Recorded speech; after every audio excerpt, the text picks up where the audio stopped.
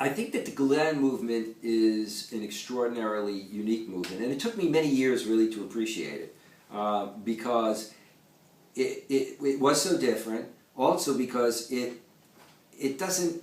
advertise itself. So you have a movement that is having a significant impact locally and globally, and yet it's not as if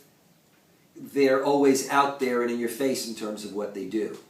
And when one first gets interested in it, you also begin to realize that at times, because people don't know or understand, or because of other people's ideological agendas, there's a kind of negative aura. But the fact is that the more and more that you get to know and engage the movement, the Gulen movement, globally, and all of its components, whether you're looking at it in Turkey or across the world, and the components that are educational, social, cultural, etc., what you see is a unique movement. I mean, particularly as I look at the Muslim world, I don't know of a movement that is as diverse in its impact in terms of countries, in terms of sectors of society, but also in terms of the areas that it has an impact, i.e., it's a movement that impacts the corporate sector, it can impact the political sector, the religious sector,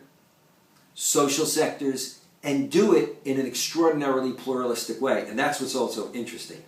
When you get your average Muslim movement, social movement, whatever, too often its focus is not as universal as it should be. Some are now beginning to make an adaptation, but none has the track record. 1,500, schools across the world, various forums, Rumi, Niagara, interreligious, all across the world, and doing that in a way that is able to, at least as I've seen them in cities, when I meet audiences, they pull in sectors of society in a community where I kind of wonder, how did they get these people to come here? So I think it's a very, very significant movement in terms of its long-term impact, but also I think it's one that others would be wise to attempt to emulate.